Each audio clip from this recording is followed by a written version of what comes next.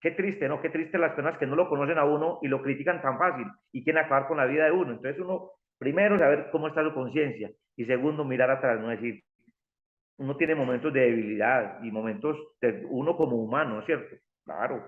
Y con sus hijos, con su esposa, cuando se rompe un hogar, todo, tenemos muchos dolores, pero saber que la misión está cumplida, uno decir, no fui egoísta, le pude abrir el camino a los muchachos y llegar a lo que me estás preguntando. ¿Qué un papá puede hacer por sus hijos en este campo? Hombre, apoyar a su hijo, pues no lo apoye si está robando, pues no lo apoye si está fumando, no lo apoye, no, pero en su decisión, a la hora de tomar una decisión, por decir en qué profesión me voy a quedar o voy a ejercer, pues mire los genios que hay ahora, o sea, ya no el papá muchas veces ni entiende la carrera que va a tomar el muchacho, pero es que papá, me gusta la tecnología, me gusta la informática, me gustan los medios, me gustan los idiomas, hágale mi hijo.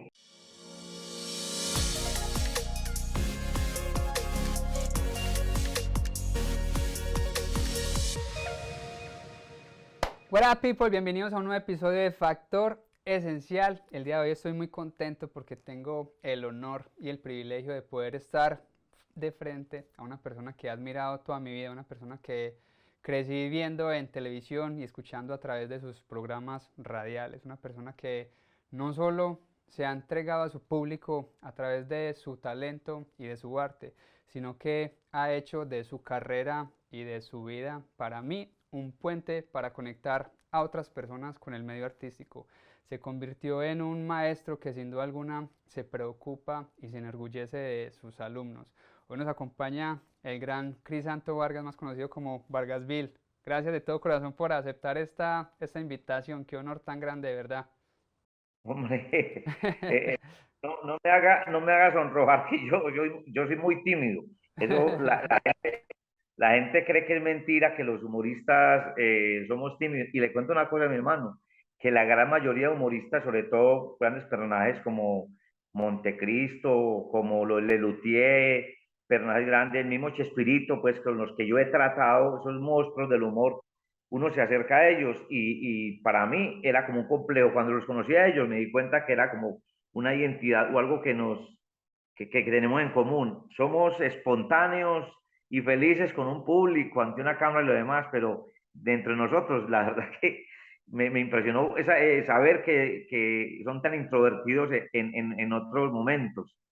Vuelvo y le digo, Chespirito, Montecristo y Lelutier, que es uno de los grupos pues, más grandes que yo he conocido, no solamente en Sudamérica, en el mundo, ver cómo los va a tratar a unos aparte del escenario, y son personajes que son supremamente tímidos, o sea, el mundo de ellos o de nosotros es el humor y cuando no estamos haciendo humor somos personas que vuelvo y le digo, muy más que el común. O sea, yo creo que aprovechando eso, yo creo que a veces es difícil hablar de uno mismo, porque si habla de más, las personas tienden a definirlo a uno como el ego, ¿cierto? Es súper egocéntrico. Y si habla de menos, pues también es menospreciar el trabajo que hemos hecho, el camino recorrido.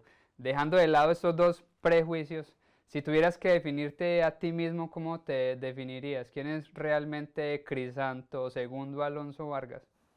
Bueno, bacano, pero porque yo siempre he dicho, en las reuniones, las más comunes del mundo, cuando uno va al teatro, cuando uno tiene a una empresa o cualquier encuentro que tenga una comunidad o la reunión más pequeña y le dicen, bueno, cada uno se va a presentar, ¿quién es? Y yo siempre analizo, digo, es lo más complicado que hay en la vida. Total. Decir quién es uno es lo más, me preguntan, uno habla del otro, uno habla de los hijos, uno habla de los amigos, y hablar de uno, no. Entonces, pues yo digo, soy una persona común y corriente con un don sagrado, bendito que me dio el Señor, con la capacidad, el don de poder transmitir un sentimiento muy bonito que se llama alegría y que esa alegría produce risa.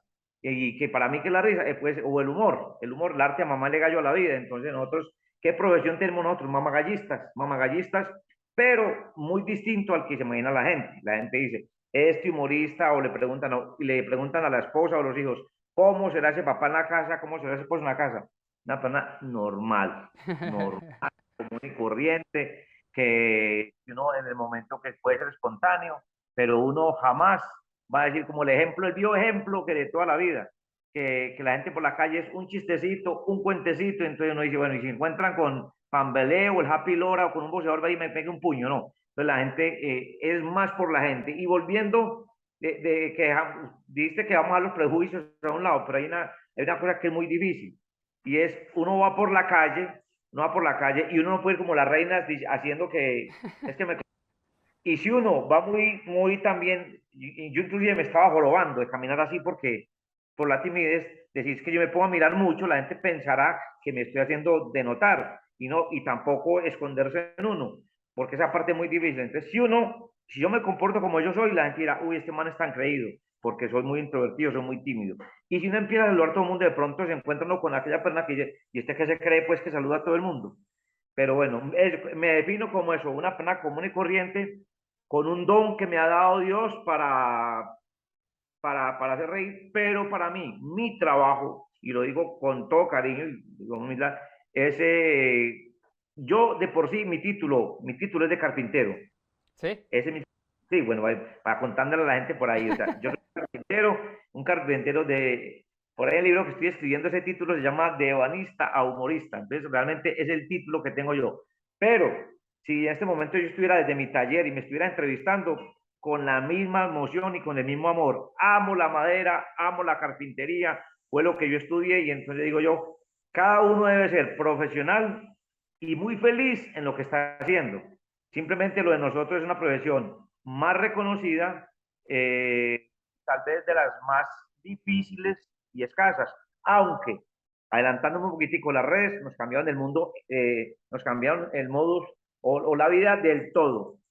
Uno anteriormente cuando converso con los muchachos en la universidad, les digo que los humoristas en Colombia, Guillermo Zuluaga Montecristo, que mucha esta generación no lo conocieron, los tolimenses, los hermanos Monroy y la gente de Sábado Felices y el manicomio de Argaville, eso lo hacíamos el humor en este país.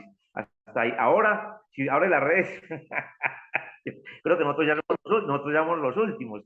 Y no hay uno, y no miles y miles de gente que o son humoristas o quieren hacer humor. Pero para mí eso no es malo. Yo de por sí, pues he promovido, he ayudado, he recibido y he tenido escuela de humoristas. Y desde ese humor, ahorita vemos a, como tú lo decías, demasiados humoristas, por lo menos desde mi punto de vista no lo catalogo como tanto como humor, porque, o sea, no es con lo que yo crecí, porque crecí viendo, por ejemplo, el manicomio de Vargasville, había otro programa que no recuerdo, se llamaba La Escalera, había programas muy buenos en Teleantioquia, que era verdaderamente humor como de libreto, hoy la gente se ríe es como a costa de los problemas de los demás o de maldades, y ese, para mí eso no, pues yo no lo catalogaría como humor, porque no hay un libreto detrás. Sí, muy importante que sea usted el que lo diga, porque es que calificar a los demás es muy difícil. Pero nosotros para hacer esa media hora de humor que se hacíamos en Caracol, teníamos que gastarnos todo el día, madrugar mucho a leer todos los periódicos, porque no teníamos Mm. internet. Leíamos todos los periódicos, Tiempo, Espectador y Colombiano. Escuchamos radio y con base en eso, ¡pim!, vamos a hacer el programa. Hacer de la actualidad de hoy una caricatura. Y teníamos que escribir, yo empecé solo, después llegaron otros compañeros, después ya casi quedamos cuatro, para hacer un programa de media hora en donde teníamos encima puesta la vista desde la presidencia de la República hasta los organismos de control que tuvieran que ver con el Ministerio de Comunicaciones, porque no nos podíamos descachar de nada y teníamos que tener licencia profesional de locutores, no periodistas, pero sí licencia de locución profesional. La mía es 4952 del Ministerio de Comunicaciones. Me acuerdo de ella, debíamos tener licencia, mínimo eso, pasar unos exámenes y desde luego, bueno, ya en la parte humorística, vuelvo le digo, teníamos que hacer un trabajo muy minucioso.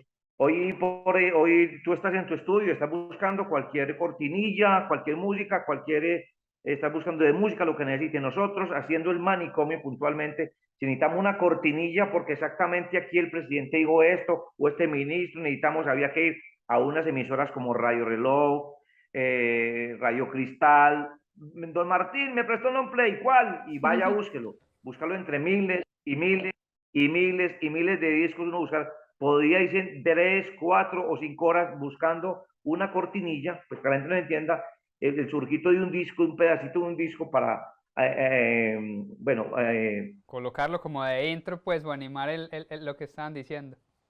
dependiendo de lo que estaba diciendo, entonces no necesitaba que ahora tan rápido, entonces había que libretear, había que estar buscando las cortinillas, había que estar estudiando mucho.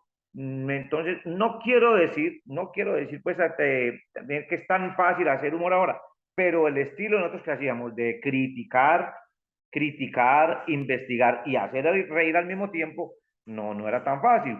Afortunadamente, digo yo, afortunadamente, nosotros no descubrimos el humor de actualidad, no creo que no. Yo fui una decisión que yo tomé porque yo dije, entro a la radio para hacer lo que están haciendo. Los tolimenses hacen humor picante. El de Montecristo es un humor cotidiano, podríamos decir, algo muy cotidiano. Y yo dije, ¿qué puedo hacer yo? Y dije, no, me la voy a jugar con hacer humor de actualidad, que de pronto un personaje que existió en Sábado Feliz, que se llamaba Pernara Salustiano Tapias, que realmente era un personaje muy conocido y el papá de un procurador o el del fiscal, Néstor Humberto Martínez. Ese señor tenía en la radio algunos programas de crítica, pero él mismo jugaba, él solito jugaba con las voces de más o menos y a mí me llamaba mucho la atención. Entonces yo cuando tuve la oportunidad de llegar a la radio dije, vamos a hacer humor de crítica, o sea, humor de actualidad, y no me equivoqué, es más complicado, pero las noticias nunca se acaban, las noticias nunca se acaban, y entonces le decía yo que afortunado porque ahí que está la Luciérnaga, que sigue como más de 25 años, donde yo pues fui del equipo de los fundadores de la Luciérnaga. Y de ahí se desprendieron muchos, porque yo me acuerdo que también, por ejemplo, la banda de francotiradores también hacían muchas cápsulas de noticias. Entonces, en francotiradores ya televisión es distinto, pero sin embargo seguimos con ese estilo de hacer caricatura política y de esa misma camada creamos en RCN Radio, yo creé la Zaranda, que la Zaranda siempre la quise enfrentar ya a la Luciérnaga y no pudimos convencer a don Juan Gosaín de que la Zaranda fuera la competencia de la Luciérnaga, que yo la conocía y no trabajar, pues no es como el enemigo, sino la competencia muy leal y nunca pudimos llegar a eso. Pero entonces de esa camada se hizo un grupo muy bueno ahora que está en una emisora que se llama Blue Radio y que se llama Voz Populi. Para mí que es el mejor programa de humor que hay ahora en Colombia en la radio. Y yo saco pecho porque ahí están muchos de mis muchachos. Claro, y muchos de los muchachos tuyos también han pasado aquí por el programa y de verdad quería enaltecer esa labor, dándote las gracias no solo por entregarnos tu arte, sino por tu servicio y compromiso con el talento colombiano. Aquí en el programa estuvo Camilo Cifuentes, estuvo también Iván Marín, estuvo Johan Úsuga desde la música y un par más que ahorita no los recuerdo, pero en los que sin duda alguna has tenido un impacto muy grande. Siempre se refieren a ti con mucho amor, se refieren a ti como un padre, como un maestro. ¿Qué sientes ahora al ver a todos estos artistas de cierto modo brillar y sobre todo que se refieren a ti con tanto respeto y con tanto amor? No, pues la verdad eso es gratificante. Mucha gente lo mira de otra manera, otra perspectiva. La gente dice, y si te han pagado bien, y qué han hecho por vos, y qué, digo yo, pues lo digo, es que eso, digo yo, si son como hijos, lo mejor que pueden hacer es ser buenos en lo que son, ser buenos en lo que son. A Camilo me lo traje de Popayán cuando apenas imitaba a Elenita Vargas y a Juan Gabriel, y el sueño de él era pertenecer al manicomio, y dije, no, vámonos, me había buscado mucho tiempo y no había podido, yo estaba en Popayán y dije, vámonos. Al poquito tiempo ya estaba en la televisión conmigo, Camilo. Iván Marín, pues mi hermano que contó la historia, lo conocí en un momento muy difícil de su vida, muy difícil de su vida. Entonces hicimos doble labor, fue como rescatarlo porque el hombre estaba realmente hundido de pronto por allá en una depresión muy, muy, muy, muy aguda y lo pusimos en el camino del humor. Y entonces yo siento que seguimos una muy buena labor y me siento muy orgulloso de él porque ya tiene su familia, era un hombre que vivía solo, era un hombre muy solo, muy solo. Y ya verlo con su esposa, con sus hijos y ver que él no era tímido, él no era tímido, él sí era una persona, era, yo no sé qué es eso, tipo no hablaba, no musitaba, más que tipo eran sus complejos, tenía múltiples complejos, entonces muchacho que, pues no vamos a hablar tanto de ellos, pero bueno. Y hablando de Johan Usuga, eso sí es bonito, me parece muy bonita porque yo a través de cuando Arelis Henao era la que servía los tintos en una emisora en Huasca Estéreo, entonces la historia es muy bonita porque yo llamo a Arelis, que vuelvo y repito, también es muy bonita. La historia de Arelis es muy linda. Arelis trabajaba haciendo de todo en la emisora, haciendo de todo. Desde el aseo, servir los tintos y le tocaba organizar un festival de música popular. Lo hacían cada mes o cada 2 meses en el Parque Norte. Y entonces se me metió, yo estaba viviendo en Bogotá y me pasó por la cabeza y dije, la música popular está tomando mucho auge. ¿Cómo fuera esto que dos pelados en tarima, de buena, bien jóvenes, dos pelados, no, estaban en su furor, pues al Charrito Negro, Darío, que en paz descanse, mi gran amigo, Darío y Luis Alberto Posada. Todavía no existía ni Jenny Rivera, ni nada, ni No. Pipe Bueno, ni no había nacido, yo creo. Ni Pipe Bueno había nacido cuando me ocurrió esa idea. Y así fue, montamos una banda y el mayor yo creo que era Joan, 18 añitos. Y entonces hicimos casting, ella me mandaba fotos y videos. Bueno, entonces para no largar la historia, ni me di cuenta, junté a Johan y John, así se llamaban. Johan y John, los hijos del Los hijos despecho. del despecho. Conseguimos la banda, 12 músicos, todos uniformados. Yo le compré los uniformes, los instrumentos. Yo todavía no tenía teatro. Teníamos que alquilar un estudio para que ensayaran, la alimentación, grabamos, nos gustó mucho el trabajo, hicimos videos y de todo. Y aquí ya tristemente fue la llegada a la radio, en donde la bendita payola yo no la conocía. La verdad, a mí no me tocó, pues en mi época, cuando pegué los discos, no me tocó el término payola, pues que es pagar por sonar. Entonces yo creo que ahí nos estrellamos. Hicimos un trabajo muy bien hecho, trabajamos con mucha honradez y hicimos unos temas, eran composiciones mías, las otras eran de un muchacho que hace música popular ahora, trovador, que le dicen Gotera. Y entonces hicimos unos temas muy bonitos. Bueno, y el hecho es que de todo esto, pues algún día ya Johan trabajando conmigo en el teatro, yo no, pues yo quiero tener, él trabaja en mi estudio de grabación. Yo quisiera tener como mi estudio en mi casa y la verdad yo nunca conocí la casa de Johan, pero me contaban que de donde llega, hasta donde llegan los carros, de ahí había que caminar un furgo, como dije. Entonces, no sé, la verdad, la casa de Johan, nunca, pero siempre lo apoyé a que tuviera su pequeño estudio, no supe cómo era, si muy humilde o no sé qué, pero otro muchacho que trabaja con nosotros, yo le dije, por favor, a un ingeniero, le dije, vaya por favor y le ayuda a Johan. Cuando Johan, pues con el tiempo, nos dejamos de ver y, y resulta que resulta siendo un gran productor muy buscado, inclusive hace poquitico hablamos desde México, está muy emocionado, me llamó y está muy emocionado porque iba a otros países y entonces, para no alargarnos, la emoción es inmensa, la emoción es inmensa. Así no nos volvamos a tomar un tinto juntos ni nada, yo sé que están triunfando y que si no tienen tiempo para mí, si no tienen tiempo para mí, lo mejor es que lo que estén haciendo lo hagan bien hecho. Amén. Y lo más importante es que ellos también le abran la puerta Eso te a iba a otros, decir. que esto es muy difícil.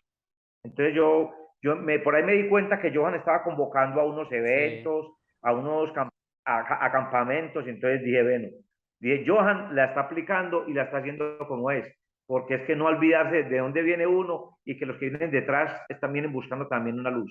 Total, y eso era lo que yo veía, sobre todo hablando con él, porque quizás pues él no te diga esas cosas, porque si, a lo mejor si escuchas el programa que hicimos con él te vas a dar cuenta de lo bonito que habla de ti, pero el escucharlo decir, Crisanto me inspiró para poder ayudar a otros, me parece hermosa esa Ah, bueno. parte de decir, o sea, nunca se es demasiado viejo para aprender ni demasiado joven para enseñar, porque a pesar de que Johan es muy pues un pelado, como decimos nosotros en Colombia, está detrás de gente ya muy grande, pues una persona que ya ha trabajado ya también con Cristian Nodal, que trabajó con el difunto Vicente Fernández en México en el estudio de Los Tres Potrillos, que ha compuesto y ha trabajado en los éxitos más grandes de música popular colombiana, y saber que todavía conserva esa humildad que seguramente viene de ti, ¿sí me hago entender? Eso es lo más bonito que yo digo, puta, lo logré, ¿sí me hago entender? Yo lo logré, o sea, yo estando en tu lugar, ya viendo todo ese montón, o sea, también estuvo Diego Camargo y se refería a Vargasville como uno de los grandes, Pamela Ospina, que también es una de las de moda del humor y se refería a Crisanto Vargas como uno de los grandes, y uno decir, O sea, qué bonito que no solamente es el personaje, sino la persona, ¿sí me hago entender? Y que transmitiste ese amor y sembraste amor en cada uno de ellos para que ellos también hicieran florecer ese amor para poderlo repartir a otras personas. Qué bonito eso, Cristianto, y de verdad te doy las gracias. Y te voy a ser honesto, y creo que es porque hoy yo creo que andaba medio nostálgico por una conversación con un amigo, medio sentimental. Me puse a ver tus fotos en Instagram y escuchando tus entrevistas y tus videos. Me dio demasiada nostalgia. Sabes que me recuerdas la verdadera definición de la palabra paisa, lo que llamamos nosotros paisa, esa persona berraca, esa persona echada para adelante, como decimos nosotros en Colombia. Esa persona que se ha atrevido a darle vida a los sueños, que siento yo que hoy en día hemos perdido que muchísimo como esa esencia. Siento que estamos en una época de la historia en donde el sentido común no tiene nada de sentido y mucho menos de común. Estamos en una época en donde, como dice Agustín Laje, no sé si lo has escuchado, pero todo lo bueno es malo y lo malo es bueno porque todo como que lo estamos tergiversando, ¿sí o qué? Y siento también que hoy en día todos los jóvenes quieren todo fácil y rápido. Hemos perdido mucho como que el sentido de tener que trabajar por las cosas, el sentido de esperar a que las cosas pasen y de vivir como que el trayecto y de disfrutarnos el camino, ¿cierto? A ti, en este mismo caminar, en esas épocas de cuando estabas arrancando, ¿qué te motivaba y qué era lo que no te dejaba desfallecer, lo que te mantenía ahí en pie luchando? Porque sé que también te cerraron un montón de puertas en ese mismo camino. Sí, bueno, hablando de que este mundo está muy cambiado y tan complicado y las cosas tan distintas, que lo malo es bueno, lo bueno es malo, eh, no fue fácil, no fue fácil para nada. Y pues yo vengo de una familia muy numerosa y cuando yo me vaya a hablar, lo que le voy a hablar, no me voy a quejar, no me quejo de la vida, porque yo estoy terminando mi libro y entonces pues tengo 50.000 historias aquí en la cabeza muy frescas y es venir de una familia muy humilde, llegar del campo y con muchos sueños, pero aquí vuelvo y ya hablo muy en serio, la timidez y muchos complejos.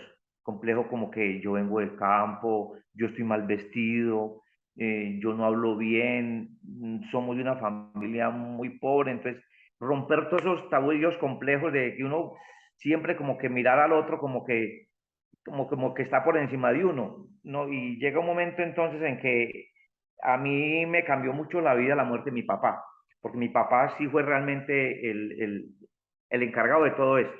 Mi papá era un juglar, iba de pueblo en pueblo, de vereda en vereda, con su tiple, con su lira, con su culebra. En la maleta cargaba las pócimas para los males desde el pacarranchil, los males del cuerpo y pócimas para los dolores del alma también. Entonces era un tipo que imagínense cómo sería alegre mi papá, que le decían el boquisabroso, así era su nombre artístico. Iba de pueblo en pueblo, bien elegante, y su sombrerito, su corbata, y entonces siendo un topógrafo empírico, sacaba los fines de semana para irse con una sobrina que era cieguita a cantar las salidas de las parroquias, y los sacerdotes de esa época lo trataban como el doctor Vargas. Entonces mi papá de pronto fue el inventor del miti miti, iba donde el curita y le decía, padre, vamos, vea, decía, no le toman cuentos los culebreros, chantajistas, ahí andan, ahí está el doctor Vargas con sus... De mi papá le iba muy bien a la salida de las misas de pueblo en pueblo, cantaba, echaba sus cuentos y mi papá, pues sin haber ido a la escuela, era hijo de una maestra, entonces aprendió a leer y a escribir en la casa, muy inteligente. Mi papá no solamente hacía versos, cantaba, era trovador y tuvo que ver mucho también la vida de Montecristo, sino que también era muy bueno escribiendo y le escribía los discursos a los políticos de aquella época. Pero entonces, para no desviarnos, todo viene de mi papá. Todo viene, se muere mi papá y en una me dice, como quien dice, ahí le dejo. Pues hoy en día a los hijos hay que dejarles la carrera universitaria, hay que dejarles una empresa, hay que dejarles plata, hay que dejarles la herencia. La herencia es todo, Material. todo tiene que ser, pues lo material, sí. No lo quería decir, pero sí muy material. Entonces, a nosotros, los papás, yo me puse a pensar un día y me dio risa. A mí me preguntan qué me da risa, yo me río solo. Entonces yo me puse a pensar, y dije, ¿cuál fue la herencia que nos dejó mi papá? Pues material aparte del conocimiento y la cualidad de que podemos expresarnos. Y entonces la ruana. Mi papá nos dejó una ruana y yo dije que algún día alguien dijo, ¿y qué hacemos? Empezamos a mirar, ¿sí o no? Los zapaticos estaban muy pesados. Se los mandaba a mi hermano que está por aquí, mi hermano mayor, los mandaba de Bogotá y los zapatos no le aguantaban más huecos, no, ya no aguantaban más huecos. Entonces mi papá era un hombre, en mi pueblo del santuario habían dos personajes de corbata y de sombrero, era el alcalde y mi papá.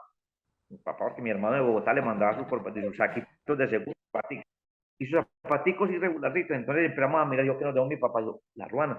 Y entonces nosotros somos 18 hijos, y yo, vamos hay que hacerle 18 huecos para meter la cabeza acá. Mi abuelo me dejó fue la rodilla, que le habían puesto una rodilla de esas. Me quedé con la rodilla porque cuando lo entraron a cremar, la rodilla no la podían, ¿cierto? Y un tejo que tenía. Pues hermano, uno está muy lejos, que la gente peleaba mucho, pero no cremaban a los muertos. Cuando no creman, no existía la cremación, por nuestros viejos, los abuelos peleaban mucho porque mínimo tenían 2 o 3 dientes de oro, que era lo más elegante que había, clavarse en 2 o 3 dientes de oro, y entonces no estamos lejos de eso. Entonces, volviendo al cuento, fue mi papá el que de pronto mi papá a mí no me conoció, mi papá lo único que me vio fue en el pueblo haciendo fonomímica. ¿Por qué ya fue fonomímicas? Porque yo quería ser artista, pero me daba miedo a lo que uno le tiene pavor cuando uno dice, me muero de miedo a hablar en público. El temor de uno es sentir que la voz se Ah. reproduce. Escuchar uno su voz es el pavor. Entonces yo algún día dije, ¿qué puedo hacer?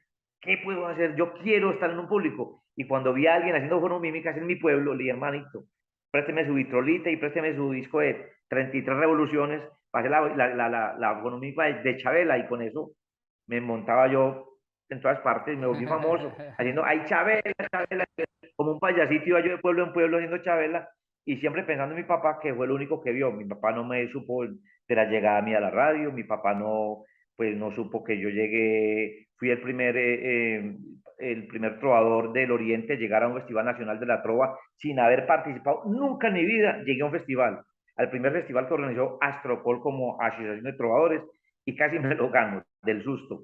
A ese primer festival fui el Revelación Novato, después vino el primer concurso de mentirosos en 1900, el festival fue en 1980, la Trova, en 1981 participé en el concurso de mentirosos, fui rey por primera vez, en el 82 no hubo, en el 83 repetí todo esto, y entonces, ¿por qué les estoy contando? Todo está marcado. Mi papá era un tipo muy exagerado en forma de hablar. De la exageración se volvió volviendo un modo de humor muy bonito. Ya no pasamos del chiste. Yo no digo que yo cambie el humor en Colombia, para nada, jamás.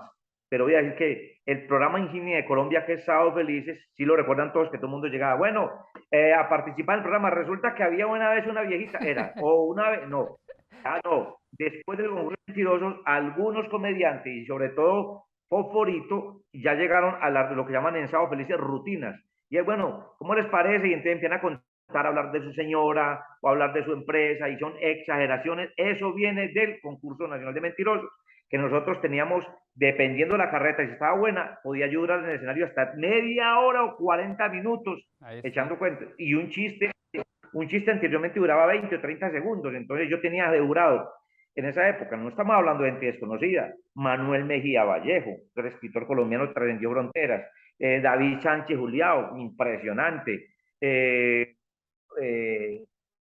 eh, Gustavo Álvarez Gardiazabal, en esa época estaba también Vélez, que era el caricaturista importante del colombiano, Argos, gente muy importante. Y entonces la mentira no era cualquier cuento, eran unos cuentos muy bien estructurados,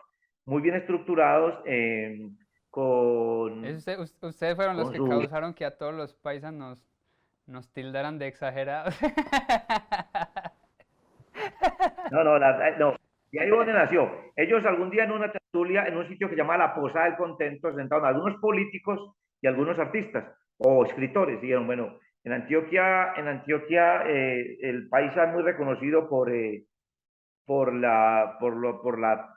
los festivales de la trova, perdón, sí, lo más representativo era Antioquia, era el Festival de la Trova. Antioquia le canta a Colombia, y bueno, y aquí realmente el paisa en el mundo es conocido por lo exagerado que es, sí, por lo exagerado. Dijo, ¿y por qué no hacemos un concurso de mentirosos? Entonces, pues, bueno, de ahí nació. Entonces vuelve mi papá, siempre era, yo pensaba, no con cuentos de mi papá, sino como la inspiración, siempre era como él. Y dejando a un lado lo artístico, mi papá tenía un corazón inmenso. Era un hombre muy humilde y en lo poquito o mucho que podía mercar, yo recuerdo eso me queda a mí, eso es muy bonito. Por eso es tan importante el comportamiento. ¿Por qué soy así?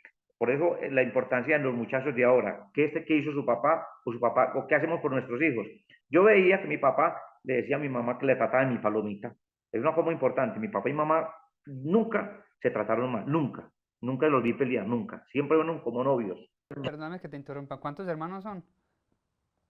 Pues, o sea, de la camadita somos La 18, más el... camarita. Sí, sí, sí, sí, porque yo estoy seguro que mi papá pues dejó por ahí. Mi papá trabaja en las carreteras, Pero era un tipo 18 muy de tu mamá y pintoso, tu era... papá. Sí, sí, sí, yo sé que mi papá dejó por ahí su reguerito, estoy completa. No hubo nada por qué Yo pelear, le decía, entonces no mamá, se dieron cuenta. eso. Yo le decía a mamacita, no me regañe cuando digo que somos 24. ¿Verdad? Mi papá trabajó en todos los municipios, trabajó en todas las carreteras, fue culebrero, fue artista, entonces negociamos como un promedio de 24 más o menos. Imagínense que somos tantos que casi que repetidos. Un 24 de mayo nacimos dos, mi hermano Leonidas y yo, y no somos mellizos. O sea, nacimos un 24 de mayo. Tengo mi hermano que está acá, mi hermano mayor, que cumple año en el mismo año que mi hermana mayor. O sea, no se llevan el año todavía. Muy teso, ¿no? Mi hermana cumplió años hace un mes, no hace 15 días, y mi hermano cumple ahorita dentro de 15 días. O sea, no se llevan el año. Mi hermano mayor no se llevan el año todavía. Entonces, mi papá es el protagonista de todo esto, porque uno habla de uno y de dónde vengo yo. Sería un pecado no nombrar al boquisabroso, el que se mató toda la vida y a pesar él se enfermó desde muy joven del corazón, angina de pecho. Entonces, como dice el disco, caminaba muy lento, él caminaba lento, caminaba despacio y los trabajos de él no podían ser de mucho esfuerzo. Sin embargo, sonreía, la gente lo buscaba para que los muchachos lo buscaban para las tareas de español, de literatura, para todo lo que tenía que ver con el escribir y el hablar, buscaban al boquisabroso. Y entonces mi papá, aparte de eso, recuerdo yo que era un tipo demasiado bondadoso, pues nunca se le negaba, nadie perdía la ida a la casa de los cuatro o cinco limoneros que había en esa época en el pueblo. Ahí estaba separadito lo de ellos. Entonces, eso es un ejemplo. O sea, por eso uno es así. Qué bonita toda esa historia y qué bonito poderlo recordar de esa manera. Yo creo que es la manera también de enaltecerlo. Que lo que uno tiene que ver, como ir replicando, decir, uy, el día que yo no esté, que mis hijos pasen por tal y tal parte y que la gente diga, ahí va el hijo de, bueno, qué bueno, y que lo recuerden a uno con ese cariño, con cariño. Entonces, eso me pasa a mí, por ejemplo, en estos pueblos, ahora que estoy en Cocorná, encontrarme yo o en Santuario, en el parque de Santuario o de Cocorná, encontrarme yo con unos viejos y digo, hombre, el boquisabroso. Y entonces cuando empiezan a hablar bien de mi papá, yo me quedo callado, yo por dentro digo, esto es una maravilla. Digo yo, qué maravilla. ¿Y cómo era con usted? No, una berraquera. Y aparte de que nos hacía reír, era muy bueno. Porque a uno, eso me alegra a mí el alma, eso me alegra muchísimo. Pues saber de que mi papá, y entonces eso que lo que uno, no es que trate, eso es lo que yo quiero ahora, no. Que lo recuerden a uno, si no es, si no es con gratitud, por lo menos con alegría. Que digan, hombre, sí, pero bueno, que no se le hizo daño a nadie, que estamos viviendo un momento muy difícil, muy complicado y ahora a uno lastimosamente le resultan a uno enemigos gratis, ¿no? Total. Y entonces este mundo es muy complicado. Yo cuando tuve mi programa de radio, estaban colocando bombas en Medellín, estaban matando gente, había muchos enemigos, de Caracol me mataron varios compañeros periodistas, compañeros trovadores del mundo artístico, cayó mucha gente y nosotros seguimos ahí y siempre pensando en hacer lo que estamos haciendo como sin ofender a nadie. Ahora uno dice algo y el mundo se le viene encima y bueno, no es fácil, pero es lo que sabemos hacer y lo hacemos con amor. Amén. Yo en estos días coloqué un mensaje en Instagram que decía eso, que criticar es lo fácil, lo difícil es apoyar. Y sobre todo hoy en día que todo el mundo está detrás de un celular criticando lo que está haciendo el otro sin saber ni siquiera qué hay detrás, sin saber ni siquiera el trabajo que hay detrás o por lo que está pasando esa persona. Ahorita tocaste un tema muy bonito y es el tema de la familia. A mí me escriben muchísimo y muchos jóvenes que me dicen que gran parte de los obstáculos que ellos sienten y esas mismas carencias y esos mismos temores es por las mismas familias muchas veces. Sienten como que las familias no los apoyan o se sienten de cierto modo juzgados. Desde tu punto de vista como padre, sé que amas a tus hijos y que es un apoyo invaluable como lo fue tu padre para ti. ¿Cuál sería como que esa recomendación, no solamente para estos jóvenes, sino para esos padres que están juzgando a sus hijos o que no saben de cierto modo cómo apoyarlos, porque muchas veces porque no hay una comunicación? En el caso tuyo, ¿cómo batallas esa comunicación, ese hijo, padre, padre, hijo? Eso lo veía uno muy difícil. ¿Y cómo lo hice fácil yo? Lo fácil fue viviéndolo y llevándolo a la práctica. Yo estoy divorciado, lastimosamente, pues pero hoy en día usted sabe que hay más la gente que se divorcia que la que se casa.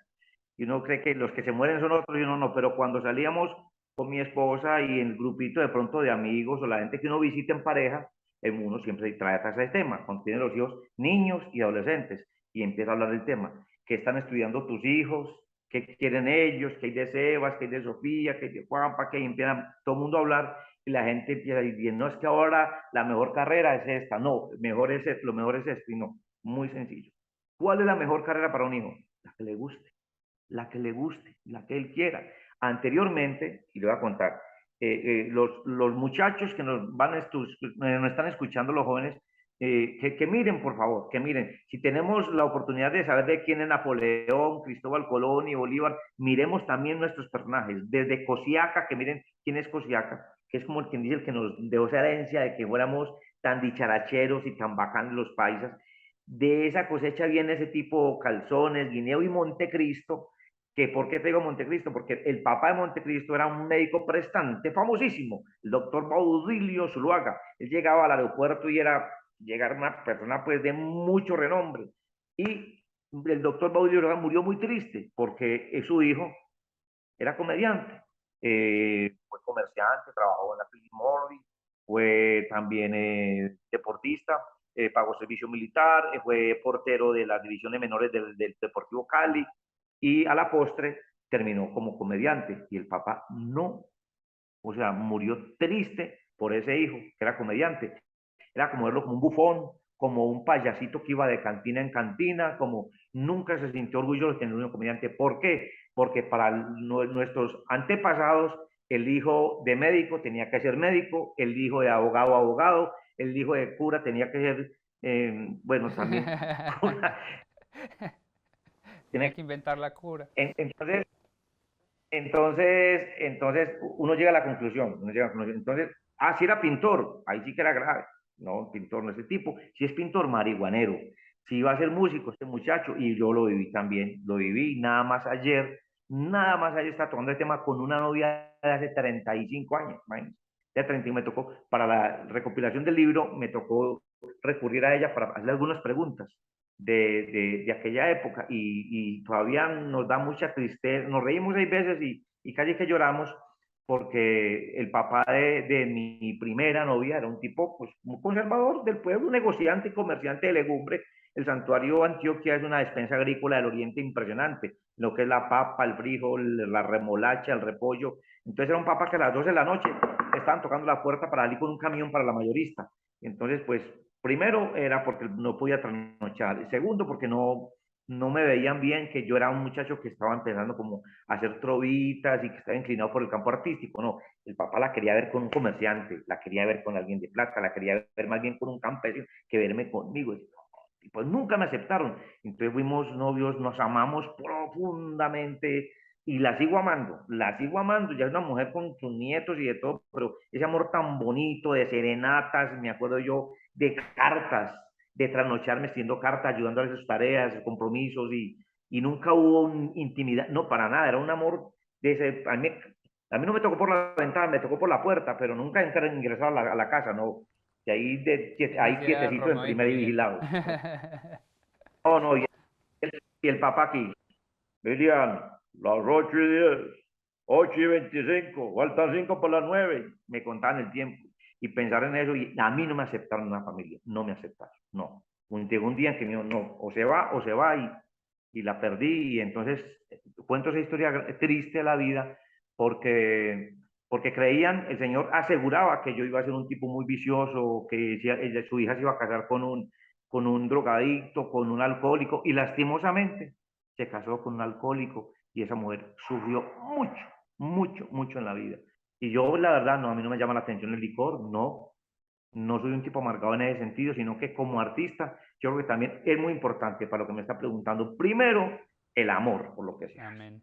el amor por lo que se hace. Y si tu hijo lo está viendo y dicen, papá, es que yo quiero experimentar, bueno, sí, bueno, el teatro, pues el teatro, pues que da plata. Es que hay muchas cosas que dan plata muy fácil. La droga da plata fácil, meterse uno a contrabandido, no sé, hay tantas cosas que dan plata, pero ¿qué da la felicidad? ¿Qué da la felicidad?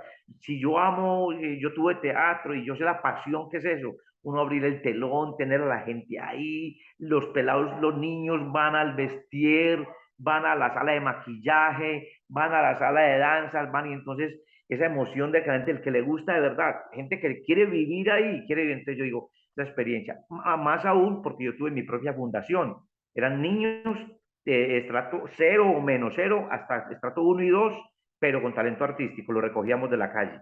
Y ese recoger es literal, recoger niños a través de bienestar, Instituto de Bienestar Familiar con psicólogos, porque no, un niño no podemos obligar, no.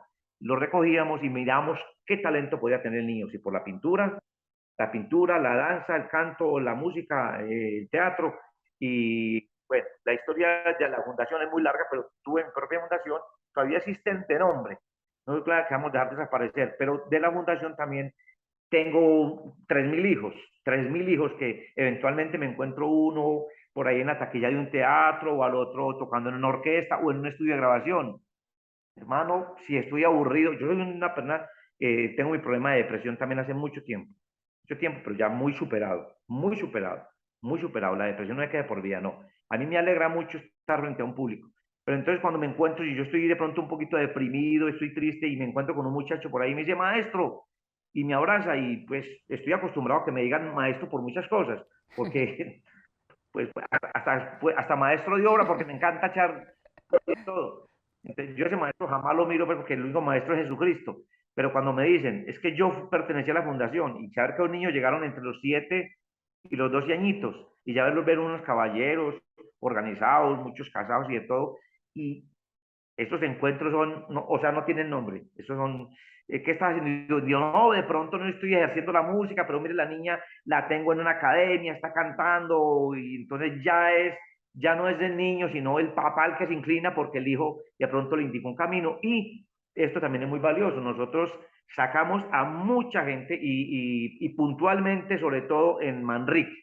En Manrique, nosotros, a través de un alumno, a través de un alumno de la fundación, llamado Juan Barrera, logramos recuperar más o menos en grupo entre 30 y 40 sicarios, pero de lo peor que tenía Medellín, y logramos reunirlos, a través del niño, de ese niño que se fue convirtiendo en un músico, en un artista, los vamos a traer, hermano, y se olvidaron, hermano, se olvidaron de sus armas, se olvidaron de sus drogas, se olvidaron de matar, pidieron perdón a Dios, a la naturaleza, a su familia, y ya los vemos acompañando a sus hijos, felices, orgullosos, queriendo servir, montaron restaurantes comunitarios, salones para la tercera edad, los ve uno ya como diciendo, con qué le pago a la vida ¿Cómo o devuelvo cómo este hago favor? y no tanto devolverlo, sino cómo reivindicarse con la vida misma, ¿no es cierto? Entonces eso, hermano, eso no tiene precio, eso no tiene precio, y yo digo, cada rato cuando estoy nostálgico por alguna circunstancia, yo miro un poquito hacia atrás y digo, siempre yo pienso eso, que cuando uno se va marchitando, uno va mirando cuál fue la estela o el camino que yo he venido dejando, ¿no es cierto? A pesar, bueno, le digo, qué triste, ¿no? Qué triste las personas que no lo conocen a uno y lo critican tan fácil y quieren acabar con la vida de uno. Entonces uno, primero, saber cómo está su conciencia y segundo, mirar atrás, no decir, uno tiene momentos de debilidad y momentos de uno como humano, ¿no es cierto? Claro. Y con sus hijos, con su esposa, cuando se rompe un hogar, todo, tenemos muchos dolores, pero saber que la misión está cumplida, uno decir, no fui egoísta, le pude abrir el camino a los muchachos y llegar a lo que me estás preguntando. ¿Qué un papá puede hacer por sus hijos en este campo? Hombre, apoyar a su hijo. Pues no lo apoye si está robando, pues no lo apoye si está fumando, no lo apoye, no. Pero en su decisión, a la hora de tomar una decisión, por decir en qué profesión me voy a quedar o voy a ejercer, pues mire los genios que hay ahora. O sea, ya no el papá muchas veces ni entiende la carrera que va a tomar el muchacho, pero es que papá, me gusta la tecnología, me gusta la informática, me gustan los medios, me gustan los idiomas. Hágale, mi hijo, eso es lo que le gusta, venga, y no le está haciendo daño a nadie, no, venga, entonces hay que apoyarlo y ahí están los grandes genios, que ahorita en la tecnología, en la informática, estás viendo que muchachos de 19 y 20 años son los millonarios de este mundo. Sin querer buscar dinero, están haciendo lo que les gusta y la plata es una consecuencia de lo que se hace. Total, y que al fin y al cabo también es desde mi punto de vista, porque de cierto modo también lo he vivido con muchos amigos que tienen mucho dinero aquí en Estados Unidos, si es de que si estás vacío por dentro, no vas a llenar ese vacío con el dinero, o sea, con todo el dinero del mundo, vas a seguir estando igual de vacío en el carro último modelo, vas a seguir estando vacío así tengas tu casa, una mansión llena de lujos, vas a seguirte sintiendo vacío. Lo bonito es estar lleno y tener unas buenas bases sólidas que muchas veces se pasan, o muchas veces no, diría yo que la mayoría de las veces se pasan es a través de la misma familia. Y qué bonito ser nosotros como padres ese soporte para esos hijos y decir, hágale que estoy yo para apoyarlo, que la va a cagar, hace parte del camino, vuelva y pare ese viejo y hágale para adelante porque esto es a punta de trabajo. Yo creo que de lo bonito que leo yo a mis padres es que la herencia que me pueden dejar, que ya me la dejaron en vida, fue el amor por el trabajo. O sea, y el amor por el trabajo, sin importar lo que estés haciendo, es el amor al trabajo como tal. Yo creo que ese valor para mí es invaluable. Yo con ese trabajo puedo hacer todo el dinero del mundo. Mientras que si me hubieran dejado todo el dinero del mundo y no me hubieran enseñado el valor del trabajo, ese dinero se va en menos de 1 o 2 años. Y eso lo vemos a diario, y más en Colombia, que muchos han dejado su fortuna y terminan tirados en la Total. calle. Por ejemplo, yo tengo algo muy claro. Vivíamos en un apartamento no muy estrecho, pero normal en Bogotá, un apartamento y en donde mi hijo Juan Pablo pequeñito me decía, papito, vamos a jugar gol, me decía, vamos a jugar gol. Y con una pelotica, no sé, de ordinarias, por lo más ordinario que hay, una pelotita que estripan fácil pues para no hacer daño, no romper cuadros ni nada y sobre el tapete. Y los mismos extremos del corredor en las porterías. Y empezamos a jugar y ahí, pero estrechos, y jugamos y ya se ponía colorado. Y siempre que le hacía un gol se ponía a llorar. Y lloraba, un momentico, venga, un momentico. No juego, no voy a jugar contigo. ¿Por qué? Porque no sabes perder. No sabes perder. Papá, que. Después bajamos a jugar squash y la misma cosa, se ponía a llorar y no, y tiraba la raqueta. No juego contigo, no juego contigo, Juan Pablo. Y hasta que le enseñé de que yo lo felicitaba si yo hacía un gol y él me felicitaba a mí si le ganaba. Entonces, pero ¿en qué edad? Estaba muy pequeñitico estaba Juan Pablo. Entonces muchas veces le decía, papá, ¿y qué premio vas a dar? Yo le decía, te doy un beso, no, y me engañaste. Le dije, caminé pues, vamos a comernos una paleta a Unicentro, porque ya muy cerquitica, en Multicentro, o lo que fuera, o simplemente un abracito. Y, hermano, pero eso es así, como es como físico, matemático, como mandado a hacer. O sea, Juan Pablo llegó a las reservas, no, a las 17 del Nacional, la sub-17, hermano, y a Juan Pablo le daban durísimo y de todo, y no era un tipo de paz, tranquilo. Y algún día que fui a recogerlo a la autopista donde está la fábrica, se llama Fábrica de la Pasión, donde está el Club Atlántico Nacional, mi papá, hay tantos muchachos que vienen de regiones del Pacífico, gente que viene del Chocó, esperando un puesto. Me dijo, papá, hay tantos, tantos, tantos, y para mí fue tan fácil. Digo fácil en el sentido porque nosotros pues éramos muy conocidos del presidente nacional y él tenía su capacidad. Muy buen delantero y zurdo además, era muy apetecido. Sin embargo, él entendió de que él podía tener otros caminos más que el fútbol y le dio el espacio a otro pelado. Entonces, para mí, el gol más bonito que hizo ese pelado fue ese. Para mí, el golazo más grande fue ese, de darle, porque él realmente no estaba tan motivado, pero sí pensó, digo, papá, este puesto, yo sé que lo puede aprovechar mucho más otra persona, y así fue. Y entonces dije, valió la pena. Y cuando él va a jugar con sus amigos o en partidos importantes, veo que es un tipo de paz. O sea, jamás, jamás el pelado va a poner problema. Pues ya le ha tenido 3 lesiones graves, muy graves. Y dije, papá, esto hace parte del juego. Jamás habla mal del muchacho, el que lo agredió, el que le tiró. Eso no existe. Y recuerdo yo, sí nos sirvió lo que hicimos. Y bastante, mucho, muchísimo. Qué bonita esa historia. Yo creo ya para ir terminando, una última pregunta que no puede faltar aquí en el programa y es, ¿cuál sería tu factor esencial? Cuando hablamos de factor esencial es como que esa esencia que quieres dejarle al universo o a la tierra una vez, como que ya pases a otro plano no terrenal. Mm, sí, sí. Vea, uno no quisiera andar con cajones o frases de cliché, pero a mí me dejó muy marcado. No voy a decir el nombre de la actriz. Yo ahora están repitiendo una novela en la que yo estuve, en la única, que está como actor, pues, que la hermanita es Calle. Y una actriz de ahí muy reconocida estaba en el camerino de mi teatro algún día y le comenté, estamos hablando de algunos artistas y yo le dije a ella, muñeca, es que la falta de humildad en tantos artistas es lo que yo creo que no deja como avanzar este gremio. Y me miró muy altanera. Mi humildad, no, la humildad, la humildad es un comportamiento de huevones, de gente que es acomplejada. Entonces me dejó pensando mucho de la gente que llega a la televisión y creen que eso es como, no, no, no, no, no, no. Lo que hablábamos en el principio, lo que hacemos nosotros, creemos que es fama, es lo que sabemos hacer, como el zapatero, como el carpintero, como el músico, como el artista, como tu profesión, como todo. Entonces, es que estamos de mano nosotros. ¿Qué tal que nosotros no tuviéramos los campesinos para tener todo lo sembrado, lo que tenemos todos los días?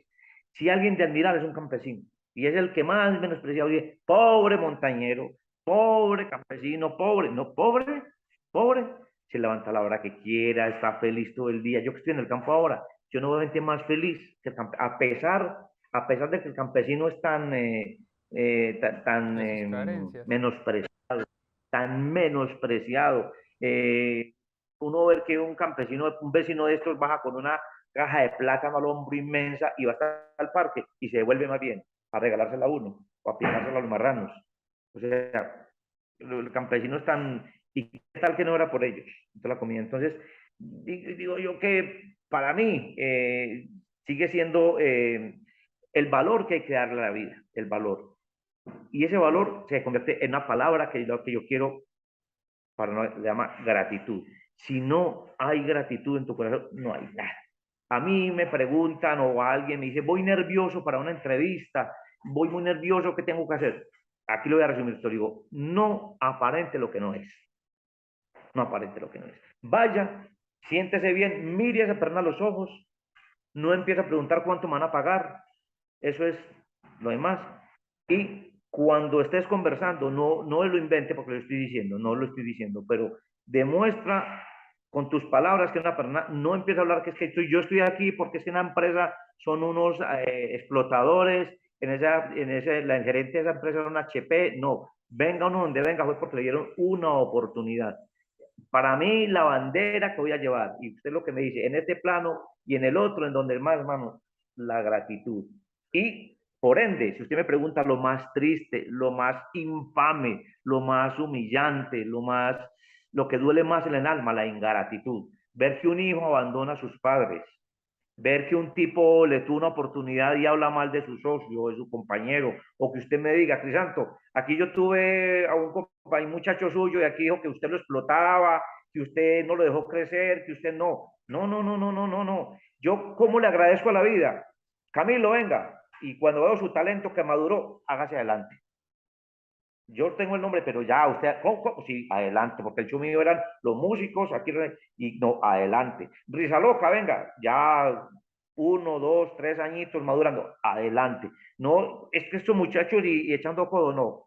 Yo no me creo ni perfecto, no para nada. Yo soy un tipo con 50.000 pendejas que tengo en la cabeza, pero lo tengo claro. Primero, decir que uno es humilde, no es humilde, si uno lo dice, no. Pero esa parte, sí, yo no es humilde. El que dice que es humilde no es humilde. pero sí tener la capacidad de reconocer que uno equivoca, de reconocer que uno no se las sabe todas. Por eso yo andaba con un grupo tan grande. Yo no soy buen cantante, no soy músico, dentro de mí sí hay un músico, porque mi papá era músico. Hay algo, entonces tengo muy buen oído para componer, compongo con facilidad, trobo con facilidad, hago lo mío, soy rápido en el escenario, tengo todo eso, pero bueno, este muchacho me fortalece en la música, este me fortalece en las imitaciones, este hace este personaje, entonces eso es no tener egoísmo. Cuando no tiene egoísmo, a la vez necesito más gente. Si hay más gente, está aprendiendo de mí y yo aprendo de ellos. Y todo se va volviendo un grupo en donde todos necesitamos de todos y siempre gratitud. Gracias a los maestros yo no tuve maestros, pero siempre hay que mirar a los otros como maestros. Entonces, yo vi como maestro a Montecristo porque lo escuchaba y lo veía. Y además sí me alcanzó a regañar alguna vez. Un teatro me dijo, Vargas, no necesita decir la palabra tan fea para hacer reír al público. ¿No es cierto?